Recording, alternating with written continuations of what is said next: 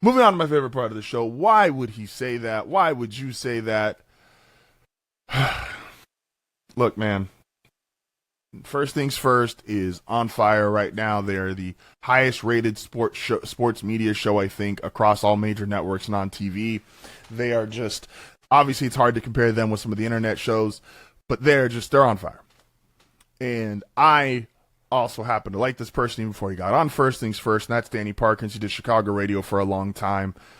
He doesn't deny or hide his homerisms, which I actually appreciate, because at least then I feel like I'm getting an honest answer, even if I know I'm never going to get a true honest answer when it comes to Chicago sports. But that's fine. I'm okay with that. Then he put out a top 10 list on Tuesdays, says top 10 Tuesdays, and it's just egregious.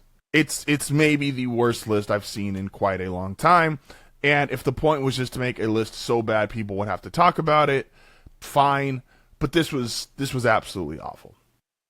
This was absolutely awful. So this was top 10 teams for this is, and everybody's putting out their way too early content. I want to be clear. Everybody is putting out way too early content.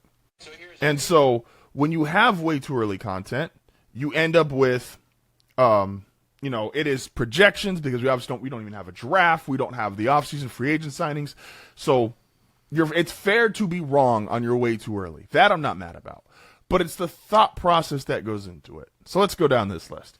So number 10, he's got the Patriots. Now, I understand a lot of people are probably going to feel like, well, the Patriots are to be in the top 5. I honestly wouldn't be that mad if you said the Patriots are closer to the 6th or 7th best team heading into next year. We know the schedule is going to be tougher, so the record's probably be worse. But they do have cap space. We love the quarterback. We love the coach. But I'm not angry if they're out of the top 5. 10 is ridiculous. At number 9, the Chargers. I said this yesterday, and I will say it again. In no world, the Broncos just won 14 games. The Broncos have, depending on free agency, have a chance to have a better running back, offensive line, defensive line, linebacker, secondary. The only place the Chargers are better is at quarterback. And yes, Herbert is clearly more talented, but Bo was just as productive last year. If you look at the numbers, no one's going to say Bo Nix is better than Justin Herbert, but production has to matter. The games have to matter. The games have to count. In no world, and I'll explain why I compared it with Denver, because Denver doesn't make this list at all.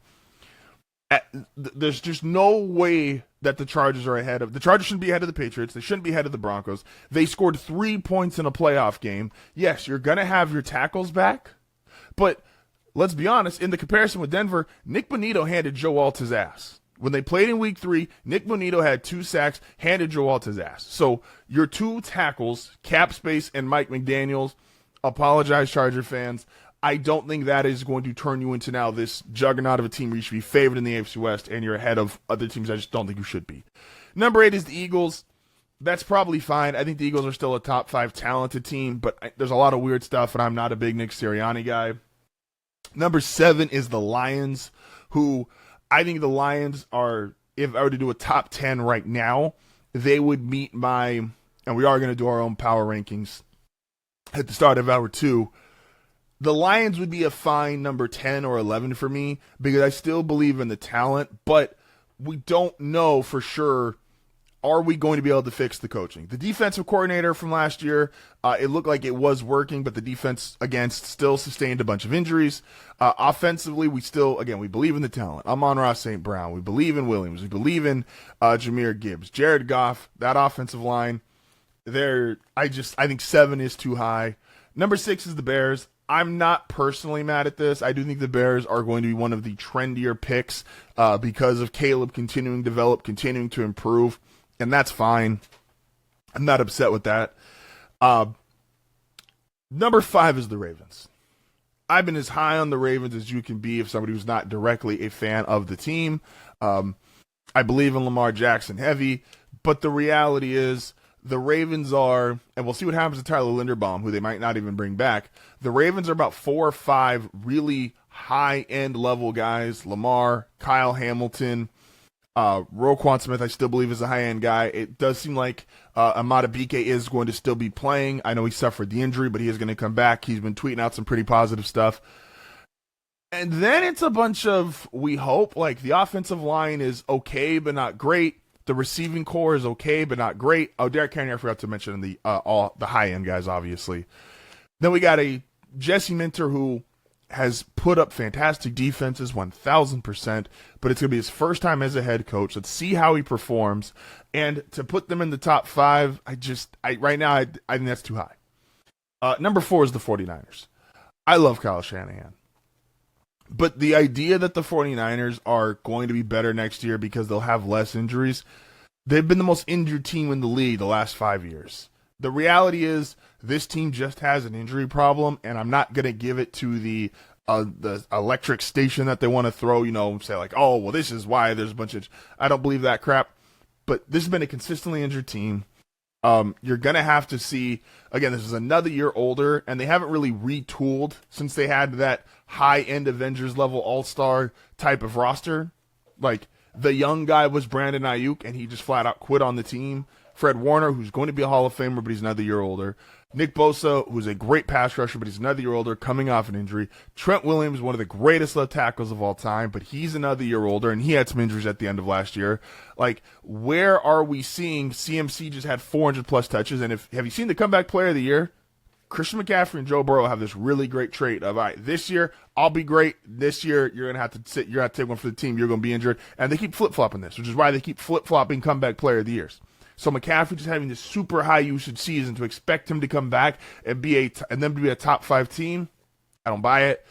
The Bills at 3 is absolutely ludicrous. The Bills at 3 is 100% unequivocally absolutely ludicrous. Listen, Josh Allen's amazing. We know that. But is Josh Allen be that much better than he was this year? Like, this upcoming year, to be that much better than he was this year? And this year, he couldn't win his own division. He won a playoff game and then had if C.J. Stroud didn't exist, he would have had the worst playoff game of any quarterback with the 4 turnovers, I'm sorry. One was by the running back. So a 4-turnover playoff game. He's got him, James Cook, Deion Dawkins. The offensive line took a step back last year. They went from only giving up, I believe it was 11 sacks, to 30-plus sacks. The receiving room is in shambles. They don't want Keon Coleman, but they trashed the guy who wanted to draft him, but Keon is still on the roster. Their tight end room puts up good numbers, but there's not like a guy there. On defense, we just talked all year about how their run defense was awful. Yes, their pass defense was good, but here's the thing. If people can just run on you, your pass defense is always going to be higher because they're just going to continue to run on you. And then you got Rams, Seahawks 1 and 2. That part is fine because those are probably the 2 best teams heading into it. No Denver on this list is insane. The Patriots at 10 is insane. The Chargers are not a top 10 team right now. This is just absolutely flagrant insane. I don't believe you could make this kind of list without the intention being to trigger teenagers on the internet. And as somebody who made this segment to speak up for the trigger teenagers who stop doing it. Like, stop triggering teenagers to get views and clicks and reactions. Like, you don't have to.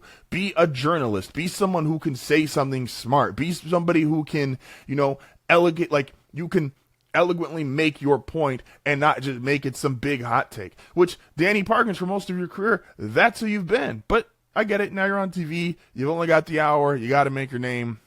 You've only got the hour to showcase why you are who you are. And again, I like Danny Parkins. But this was an awful list. I mean, if you want to be a part of one of the coolest, most unique communities, don't forget to like and subscribe.